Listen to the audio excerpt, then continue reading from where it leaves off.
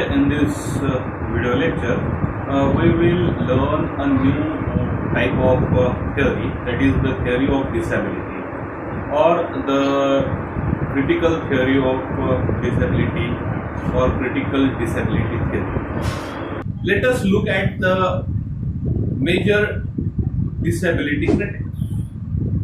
The notable disability critics are Peter Fruitful, Leonard J. Davis, Rosemary Garland Thomas, Simi Linton, Mike Oliver, Tom Shakespeare, and others. Dear friend, now let us look at the scope of disability in literature. Critical disability theory approaches literature as providing conceptions of disability as a spiritual side, as a boon or bane, giving way to understanding of it as a pathology, as an abnormality and errors in humanities and literature. It focused on how Western culture had understood and represented disability with natural and stable or able bodies. In order to understand and scrutinize the disability in literature, the three paradigms have been used. The first is the ancient symbolic model. The second is a medical model. The third is a social constructionist model. Now let us look at what is the first ancient symbolic model. Now ancient symbolic model goes back to the ancient Greek and Roman tradition and literature.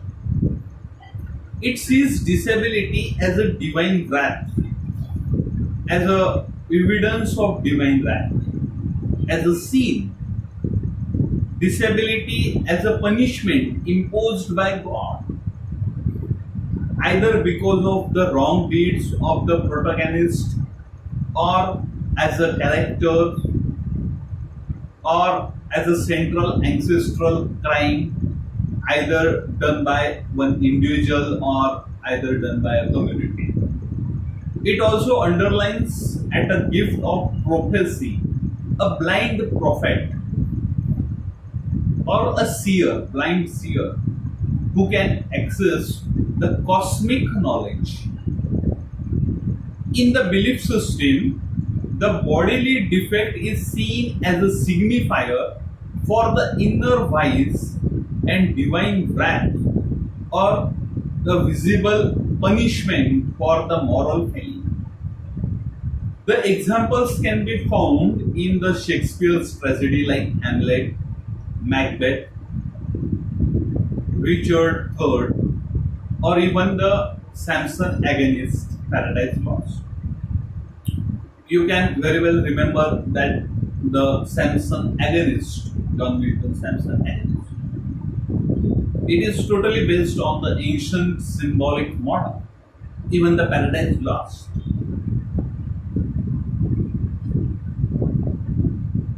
Then, the second is the medical model. It is the model which we are familiar with. Whenever we identify anybody by their diagnosis or by their impairment, we are invoking medical model. The example of boy with autism, crazy lady, mad woman, blindness, disability with handling situations, mental illness, death of some near and dear that cause grief and lament to make one disabled, nightmare. All these are the medical models. For example, the medical Mary Shelley's Frankenstein is a ghost story, and it can be read as a medical horror. How that monster is formed, how the fate of the monster, the experience of the monster, living with a kind of a stigma. Then we have the social constructionist model. It sees impairment as a physical condition or a physical fact, while disability as a social construct. Disability is located in the observer and not in the observed. So it is more about a viewer and not about the disabled person. Sarah Scott's novel Millennium Hall, which is written in 1762, William has the deformity and essay. It can be the example of it. Now, besides this, Aristotle's definitions of tragedy arousing the pity and fear with a tragic flaw in the central character. Now, this tragic flaw, it can be seen in the central character, it can be seen as a disability. In that way, disability is central to the protagonist in one way or the other. The living with disability or the acquisition of the disability becomes the cause of the fall of the hero, and it results in pity and fear.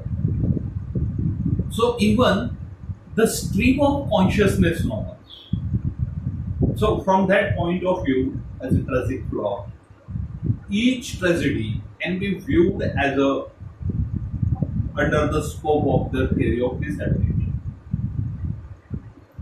The stream of consciousness novel, the popular mode of the narratives, with the broken structures and the brokenness in narrative style, gaps, cracks in thoughts, rather than the focus on the characters. So it can be also studied, analyzed, and viewed as a disability in understanding the world. The broken and the fragmented images, the world images in the modern poets like T.S. Eliot's, F.R. Lewis, and others can provide a material for the disability literary studies. So, I think what these literary texts in one way or the other reiterate is that it is enable us to become a bit more open, also broad-minded, because at the end, whether an individual is disabled or not, it boils all down to the basic tenet of being human. So, dear friend, this is what my views regarding the theory of disability or critical disability theory. Hope you understand it, you like it. Please do like, share, subscribe my channel, and please hit the bell icon so that you will get the notification of my new videos. Please like, share, subscribe my videos. Thank you. Thanks for watching.